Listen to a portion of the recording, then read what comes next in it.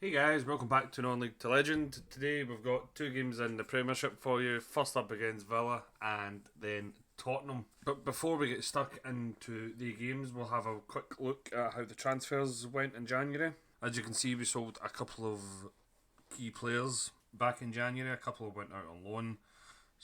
Stott, Salazar went out on loan. Caruso went to Swansea for 10 million. Ramazani went to Rangers for 6.75 million, and Adrian Fien then went to Freiburg for 20 million, and Sykes went out to Coventry on loan on a free. Only player that we brought in January was Antony from Ajax for 100 million.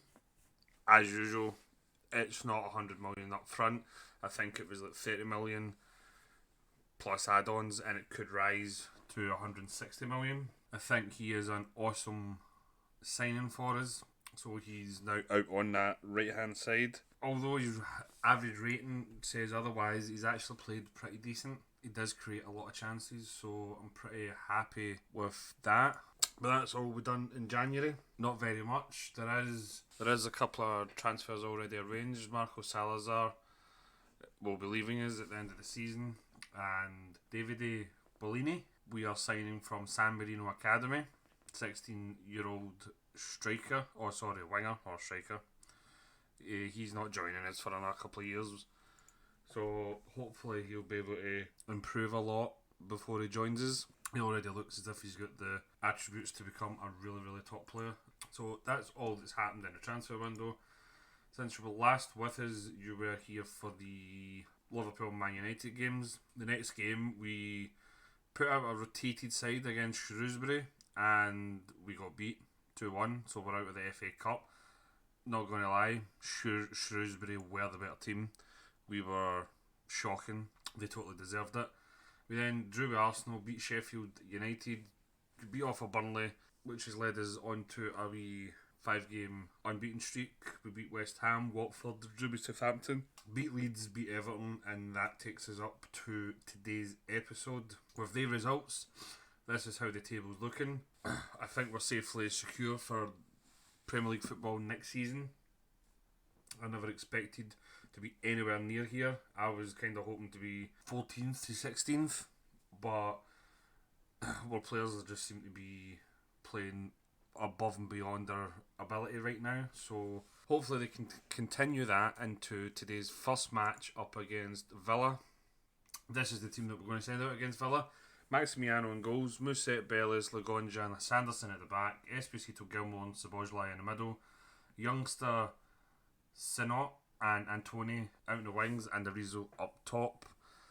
This young chap, Chris Sinot, sorry if I'm pronouncing his name wrong as usual, I'm terrible with names, but he's actually come through our youth system and he looks awesome. I got a notification about him and Marcus Hall, I believe, this chap.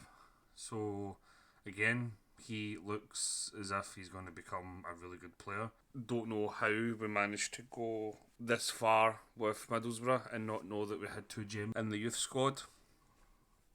But we brought this chap in, and since he has been in the team, he has been absolutely amazing. He's only played 2 games, right enough, but he scored on his debut, and his speed just creates havoc down that left hand side. So really pleased that we're bringing through youngsters, and I'm hoping that he can continue his good form into this match.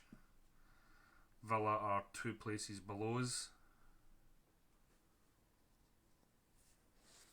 I never noticed, but we're actually kind of creating a gap between ourselves and Southampton, who are 1 place below us. The gap is already at 6 points, so hopefully, what a goal by Szoboszlai. That came out of nowhere. That's a great start for us. But hopefully we can continue to expand that gap. As things stand, we've leapfrogged Man United into 6th position, which bear in mind we are a newly promoted side, so that is unbelievable that we're here already.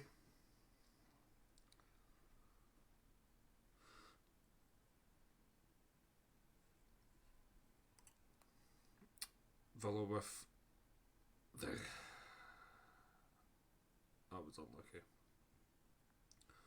Villa with a free kick there, and Mings heads it off the post, and I think it hit Musette on the way in. So that was unlucky.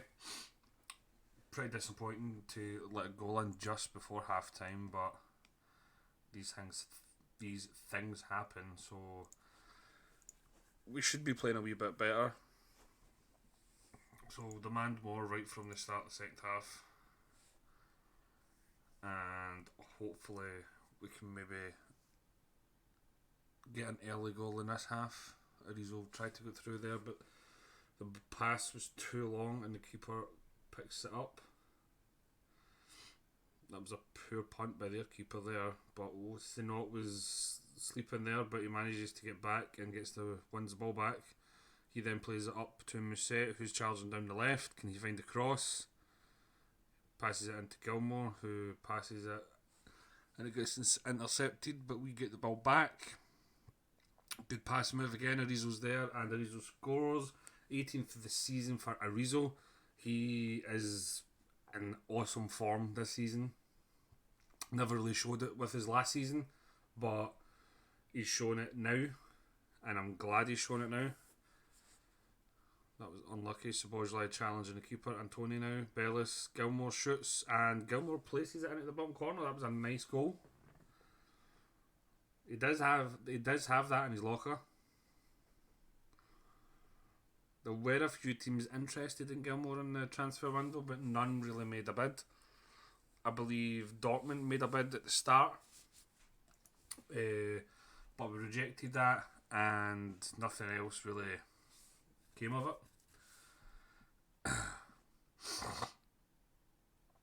Antony not playing really well, so we'll put Luengo out on that right hand side. We'll put Thiago in there for Esposito. We've been playing Thiago there the last couple of times he's come on as a sub, and he plays pretty well, to be honest. I think it is his natural position. We're just trying to move him out into the left hand side, but maybe he's like the backup to Esposito that we were looking for all along. So maybe we should be looking for the backup for Musette. But Gilmore with a free kick, goes to the back post, but Sanderson heads it wide. That was unlucky. Musette with a long throw, gets cleared back out to Musette, thunders it back into Luengo, but gets cleared. Sanderson now gets tackled. That was unlucky.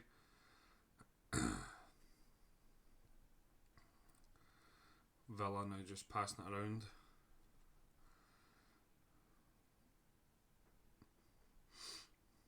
Love the pressing from us here. There is a bit of lag. I don't know if you will see that in the video, but Sanderson wins the ball back. Luengo's through. Luengo crosses it over. Arizo's there, and Arizo scores. I thought that said it wouldn't count, but it does. So I thought I already had his 18th of the season, but obviously not. But that's his second of the game. He is turning into the striker that I know he can become. So I think this summer we're going to have a hard time trying to keep a hold of him. But 4-1 at home to Villa. That's an awesome result. Everybody played well there, and it looks as if Musette is now out for 2 weeks, which is not ideal. But during that last match, we did say we have been training Thiago out there, so we'll bring him in for that. So I'll be back in just a minute for that next game against Tottenham. Right in my back, this is the team that we're going to put out against Tottenham. Maximiano goals, Thiago, Bellis, Lagonja and Sanderson at the back, Esposito, Gilmore and Sabojlai in the middle, Sino and Antony out in the wings and Arizo up top. Between matches here, we did get our youth intake in, and it looks like a pretty decent one. There's a few really good high potential players in it, so once they are actually signed, we'll have a look at them, probably in the next episode, to be completely honest with you.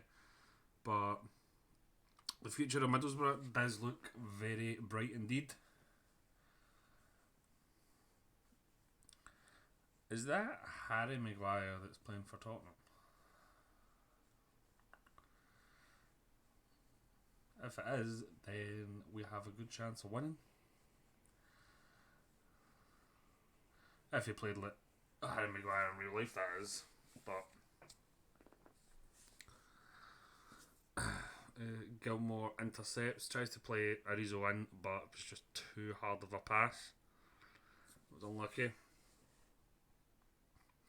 I would love it if we were able to pick up a win against Tottenham, being a Arsenal fan and all that. But even more so because a win here could really help us in the race to try and get into Europe, which I know from a year ago thinking about Europe was ludicrous, but we're in the position to, we're in the mix, like we really are. We're one of the form teams in the league. We have beat a couple of the big ones. We're already sitting in 6th place, and the gap between ourselves and Southampton, who are 2 places below us, is growing. So we just need to keep ahead of Man United, and we're in Europe. So I think that would be an awesome thing for Middlesbrough, being back in Europe. And Sinot has put us 1-0 up with his second goal for Middlesbrough.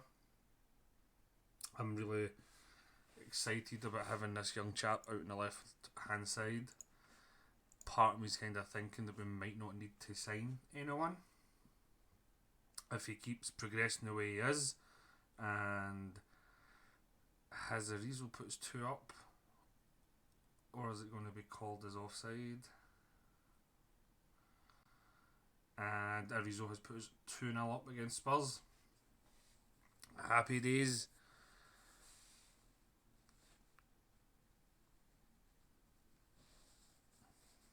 So 60 minutes, so we'll make the usual subs. Tony is having another dire of a game.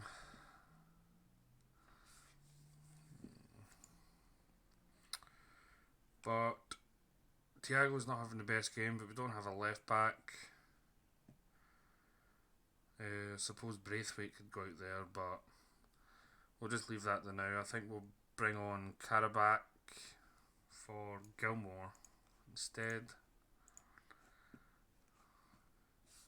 And I'm really hoping that Antony picks his form up, because we did spend a lot of money on him.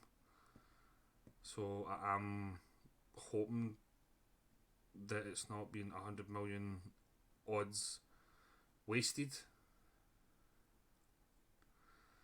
But we've got a corner here, Sanderson to fling it into the near post. Lugonja's there, but heads over.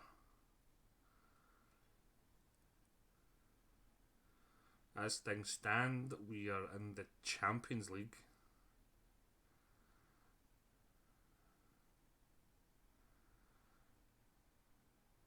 That's just ludicrous. I mean, we got promoted this season, or last season. We shouldn't be talking about European football this early.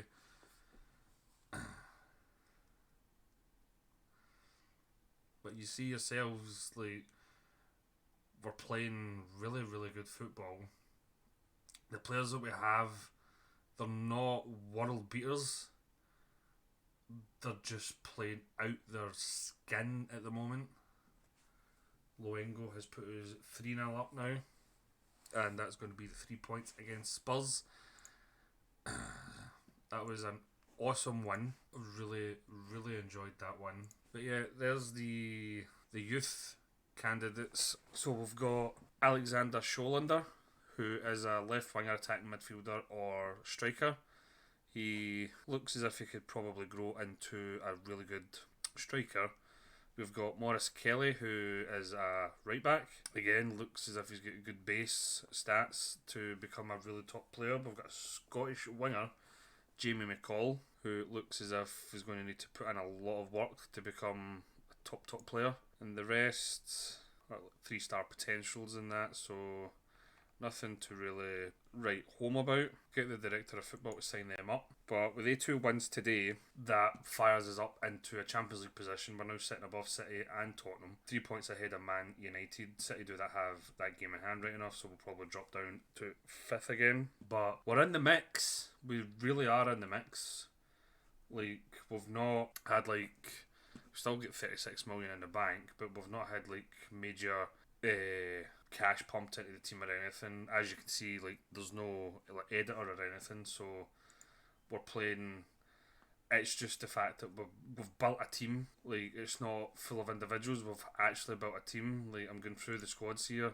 They're not they probably wouldn't get into your Man Cities or your Man Uniteds, but they just play really, really well together, and I'm so happy. I mean, this chap, Esposito, he doesn't even get into the Italian squad, but he's sitting in a team that's 4th place in the Premiership. Gilmore, again, decent, but not a world beater. Alcaraz, again. Luengo. Sabozlai is probably one of the few world-class players that I'd say we have. Anthony, again, another one of them. But the youngster that we've brought in looks amazing now, and his stats are firing up, but that'll drop off soon. Andreas, again, not going to pronounce this guy's second name. Nothing is standing out. Arizo probably were other world class player at the club, but I expect teams to be coming in for them. We're just playing over and above our ability right now, and I'm so happy with it. But with that said, we'll play a few games. We'll probably just come back for the last 2 games of the season, and we'll just see. We do have a couple of big games in there with City and Chelsea, so that they'll probably decide whether we get into Europe or not. But we'll come back for the last 2 games of the season. Hopefully we'll get into Europe. If not, it's been a successful season, and we've played above and beyond, apart from in the FA Cup. But anyway, if you liked that, please hit the like button. If you'd like to see more Football Manager 22 content on the channel, please subscribe, turn your notifications on, and thank you very much for watching.